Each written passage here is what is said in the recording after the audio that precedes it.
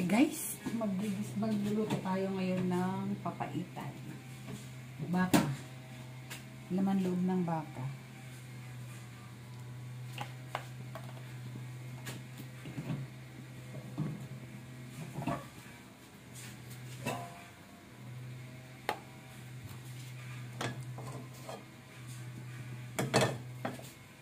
So, unahin muna natin ang luya. Maraming luya. Ayan guys, nagkaramay-lahis na yung ating luya. Sunod natin ang ating luya.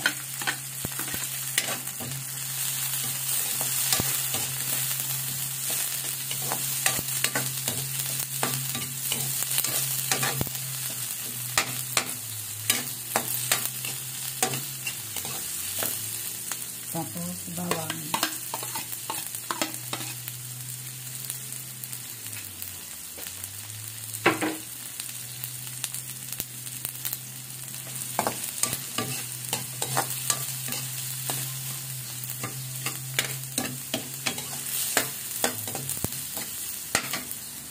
So, sunod na natin yung tuwalya ng baka. Ito yun. Tuwalya ng baka. At saka yung bituka. Inigasan ko ito guys ng suka. Tapos nilamat ko sa asin na may suka. Nilamat ko sa anong tawag ito? Tawas. Tapos sinugasan ko ng 5 beses. At pinakuluan ko siya ng 3 beses. Pinakuluan ko ng pakulo. May tawag nito, may suka. Tapos yung dalawa at saka, yung pangalawa at saka pangatlo, wala ng suka. Asin lang siya ng asin. Tapos hugas lang ng hugas. Yan. Alam nyo guys, pag bibili kayo ng tuwalya, meron pa ko hindi nahiwas. Yung tuwalya ng baka, meron siyang part na makapal, ganito. Ganito siya. Yun ang piliin nyo. Kaya hindi mahiwa, maliit lang naman siya. Parang pinakabunot. So, gigisahin lang ito. Itutusta lang ito ng paggisa ng maigi. Ililipat ko ito sa pressure cooker mamaya. Pag gisang-gisa na siya. So, ito na guys. Magisahin na siya ng tostadong gisa. Ililipat na natin siya sa pressure cooker. Para hindi maghintay ng matagal para lumambot.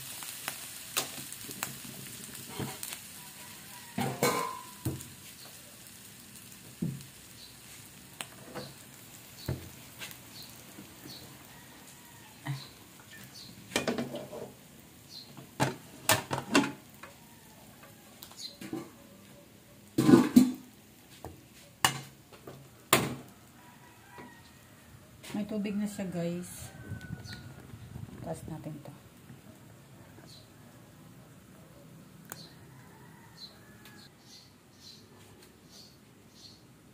Ito na guys, lipat na natin siya.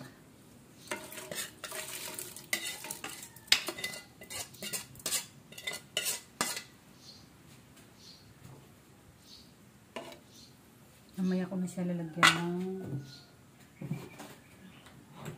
sili. Lagyan na natin siya ng salt. 1.5 teaspoon.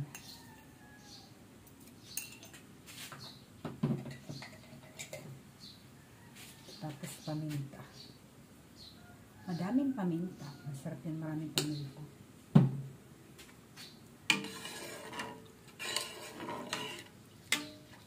Ang nakalimutan ko guys, yung dahon ng sibuyas. Okay naman yan kasi marami naman siya ng sibuyas na palagay. So, hintayin natin pag siya kumulo, pag pumito siya, saka lang tayo magbibilang ng oras. So, mamaya na lang guys, balikan natin. So, yan guys, kumulo na siya, magbibilang na tayo ng oras. 20 minutes lang yan.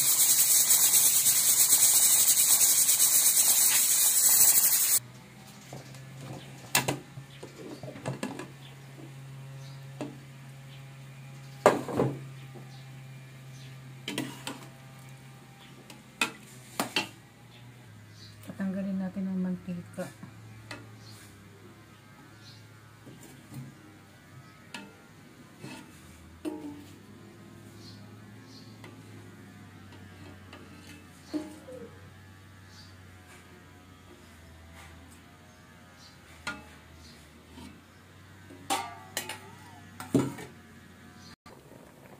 Lagyan na natin guys ng sili.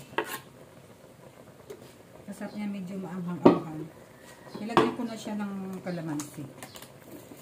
So, ito na guys yung apdo. Konti lang.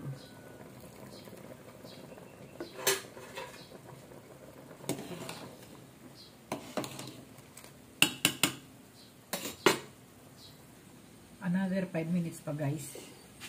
Para malambot na malambot siya. Ito talagang drop lang ilalagay mo kasi purong apdo to sa baka. So, ilagay nyo lang sa freezer. Kaya na natin guys ito na to.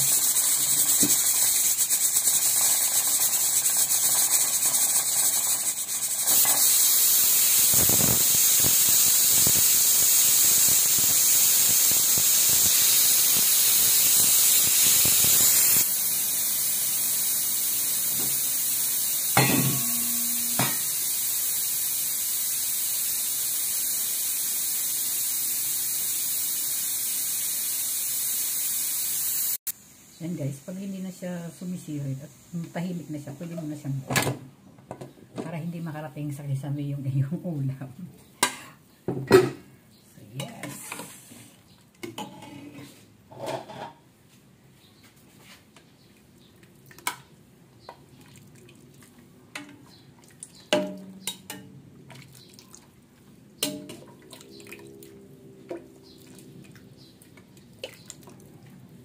Ito na guys, kakain na tayo. Bye guys, thank you for watching.